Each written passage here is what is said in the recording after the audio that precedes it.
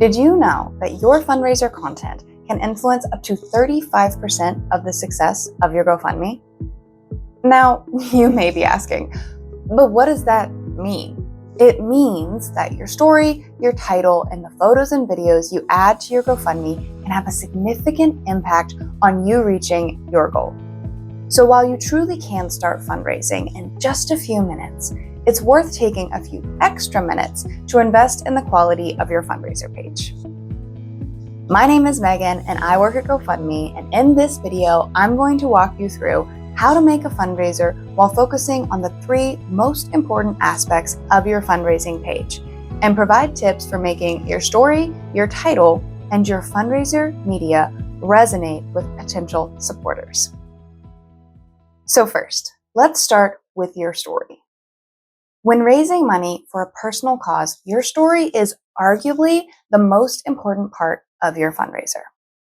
After you've done all that good work sharing your fundraiser to get it out there, you are sharing your fundraiser, right? Check out this video if you need sharing tips. Okay, so after you've done all that work to share your fundraiser, your story will be what helps supporters decide if they want to donate or not. People can't donate if they don't see your GoFundMe, but they won't donate if they don't connect to you and your story. So let's talk about guidelines first. Your story should have at least 100 words. It doesn't need to be a novel, but our data shows that incredibly short stories have a negative impact on donations. Your story should be clear. This one is a non-negotiable. Supporters need to know why you're fundraising and how the funds will be used. Your story should show some emotion. We're humans and we like to connect, and we do this through emotions. Sharing a bit about how you're feeling will help draw supporters into your story, into your cause. Now, we found that clarity and emotion need to go hand in hand for a story to be successful. So let's look at 3 examples to consider what to do and what not to do. First, let's read through this story.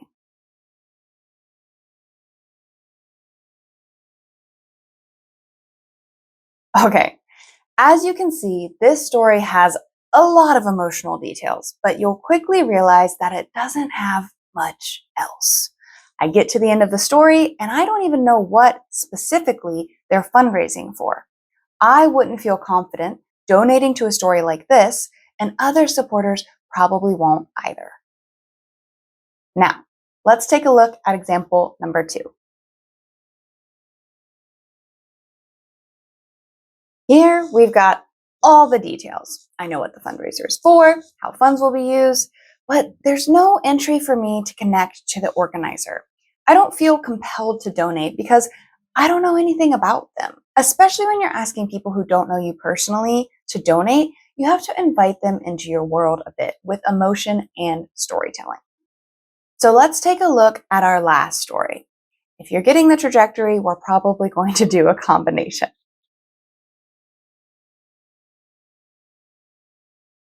All right, this is what we'd consider our Goldilocks story. It tells supporters what's happening and how funds will be used, while also tugging on the heartstrings a bit with some relevant personal details and emotions.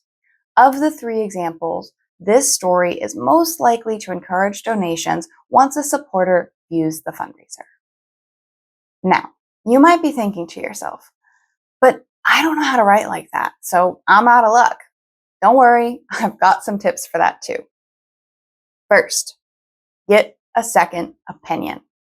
Write your story to the best of your ability and then have a friend or family member read it over and suggest edits or additions.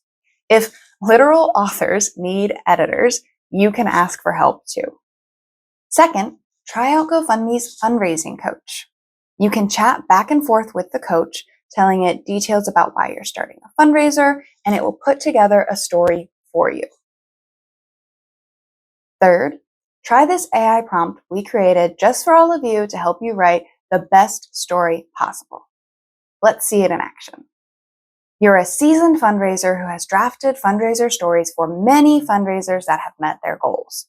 Please draft a fundraiser story that's at least 100 words long, includes emotional storytelling, and is very clear about how funds will be used. I'm fundraising for fundraising topic.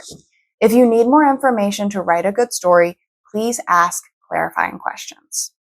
And then in our fundraising topic, I'm going to put, I'm fundraising for a new vehicle. Okay, so it's asked a few questions. Let me just fill those out.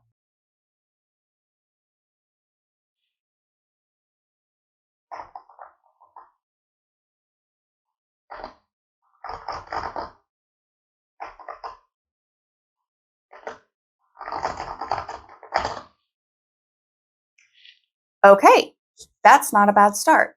Remember, whatever the AI returns isn't your final draft. Read through it and change things up to be a little more in your own voice, or follow up the prompt with additional instructions like, can you make this more casual? Or can you make the emotion stronger? These are tools to help you draft the best story that you can. So try them all out and see what works best.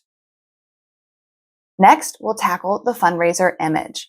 This is often the first impression people will have of your GoFundMe. If you share it on socials, the posters will generate using your provided main image. So you want to make sure this image is something that people want to click. Okay, once again, let's talk guidelines. Your image should be relevant to your fundraiser. Of all these elements, your story, your image, and your title should work together to tell the story of your fundraiser. If one of them feels out of the loop, you might not encourage as many donations. And if at all possible, you should try to have a human in your image. They just perform better. People resonate with people. Choose an authentic and positive image. I know you're thinking, but I came to GoFundMe because something is going wrong. And we're so glad you're here asking for help. But try to save those emotions for your fundraiser story. A positive image will make supporters feel more comfortable, which in turn will draw them to your fundraiser page. Also, choose a good quality image. Nice lighting, not blurry, not cluttered with a busy background. All right, on to some examples to get you in the right mindset for which image to choose. Let's stick with the library fundraiser. As you can see, this image is really hard to link to the fundraiser. It's a nice enough image, but it's not even clear this building is a library, and it's distant. It creates space between your supporter and something they might want to donate to. This image isn't going to resonate with people or make them want to stop and learn more. Okay, this one is a little better. We have a few people in it, and they're clearly looking at books in a library, but the quality is bad. It's a little grainy, the lighting is weird, and the people's faces aren't turned towards the camera at all. This isn't going to invite supporters into the moment. All right, here's our winner. We've got people front and center, smiling as they are authentically engaging in a reading circle at the library. This says, this is what your funds will be going towards. And this even goes so far as to maybe remind you of the first time you explored a library and the joy you felt. And just a quick tip, when using other people in your images, make sure you have their permission. These days, almost everyone has access to a great camera on their smartphone. You've probably got tons of great images to choose from. However, if one doesn't feel quite right, remember, you can always take a new photo specifically for your fundraiser. Just keep the guidelines in mind as you frame and take your new image. Now, the flip side of this is, what if I just have too many good photos to choose from? Don't worry, you can actually add multiple images to your fundraiser. GoFundMe will create a carousel for you that supporters can click through, and we actually encourage you to add multiple photos. We have features that will use those images to create sharing posters and videos that you can post on social media.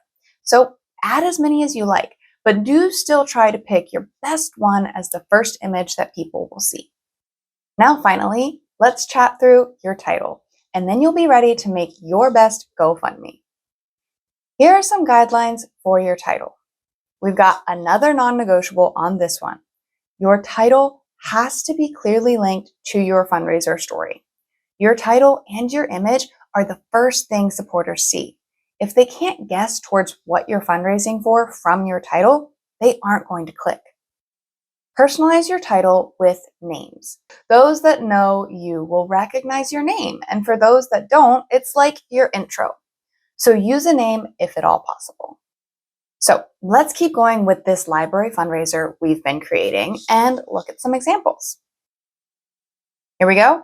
Support your local community. I know, right? It's giving nothing, and it's definitely not going to drive supporters to visit your fundraiser. So instead, let's try this. Help fund Polka's public library and community programs. There we go. This tells supporters exactly what's going on in the fundraiser and who's benefiting. And when combined with the photo, this is optimal for encouraging supporters to click that link and visit your fundraiser page to learn more.